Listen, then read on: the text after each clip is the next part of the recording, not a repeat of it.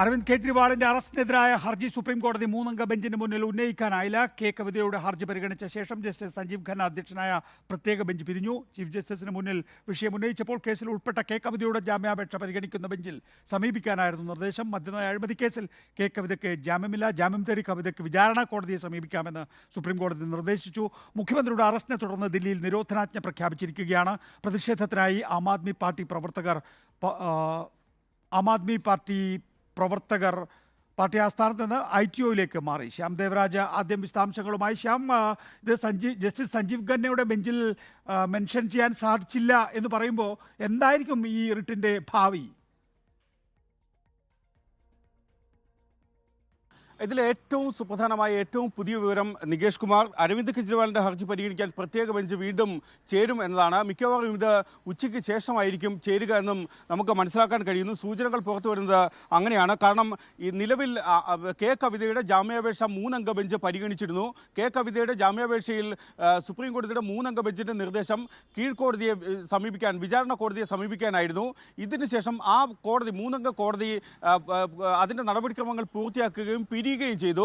Justice ബെലായം Trivedi, MM Sundaresh, ഒപ്പം സഞ്ജീവ് ഖന്ന എന്നിവരുൾപ്പെട്ട മൂന്നംഗ ബെഞ്ചായിരുന്നു ആദ്യം ഈ കെ കവിതയുടെ ജാമ്യാപേക്ഷ പരിഗണിച്ചത്. അതിനുശേഷം ബെലായം ത്രിവേദി ഈ ബെഞ്ചിൽ നിന്ന് ഒഴിവായി. തൊട്ടു പിന്നാലെയാണ് MM സുന്ദരേഷും സഞ്ജീവ് ഖന്നയും ഉൾപ്പെടുന്ന ബെഞ്ച് വീണ്ടും 2ാം നമ്പർ കോടതിയിലേക്ക് എത്തുന്നത്. അപ്പോഴാണ് അരവിന്ദ് കെജ്രിവാളിന്റെ അഭിഭാഷകൻ അഭിഷേക് മനു സിംഗ്വി ഇക്കാര്യം കെജ്രിവാളിന്റെ ഹർജി കോടതിയുടെ ശ്രദ്ധയിൽപ്പെടുത്തുന്നത്. പക്ഷേ കോടതി പറഞ്ഞത് ഇത് റിട്ട് ഹർജിയാണ്, അത് 2അംഗ ബെഞ്ചിന് പരിഗണിക്കുന്നതിന് പരിമിതിയുണ്ട്, ഞങ്ങൾ പ്രോട്ടോകോൾ ലംഘിക്കാൻ തയ്യാറല്ല, അതുകൊണ്ട് തന്നെ ഇത് 3അംഗ ബെഞ്ച് പരിഗണിക്കേണ്ടതാണ് എന്ന കാര്യം അറിയിക്കുകയും ചെയ്തു.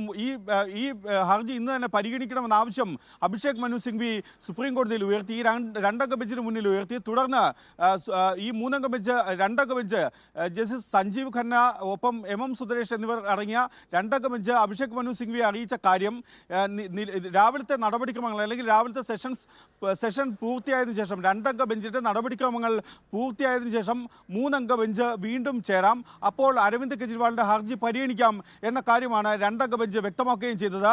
അതായത് അരവിന്ദ് കെജ്രിവാളിന്റെ ഹർജി ഇന്ന് തന്നെ സുപ്രീം കോടതി പരിഗണിക്കും. മിക്കവാറും ഇത് ഉച്ചയ്ക്ക് ശേഷമായിരിക്കും ഉണ്ടാവുക എന്ന കാര്യമാണ് നമുക്ക് സൂചനകളിൽ നിന്ന് വ്യക്തമാവുകയും ചെയ്യുന്നത്. 3അംഗ ബെഞ്ച് പരിഗണിക്കും. അത് ജസ്റ്റിസ് സഞ്ജീവ് ഖന്ന അധ്യക്ഷനായ, ഒപ്പം ബെലായം ത്രിവേദിയും MM സുന്ദരേഷും അടങ്ങുന്ന 3അംഗ ബെഞ്ചാണ് ഈ ഹർജി പരിഗണിക്കുക എന്ന കാര്യമാണ് നമുക്കിപ്പോൾ പുറത്തുവരുന്ന സൂചനകളിൽ നിന്നും വ്യക്തമാകുന്നത്. സഞ്ജീവ് ഖന്നയുടെയും MM സുന്ദരേഷിന്റെയും ബെലായം ത്രിവേദിയുടെയും ബെഞ്ചായിരിക്കും ഇത് പരിഗണിക്കുക.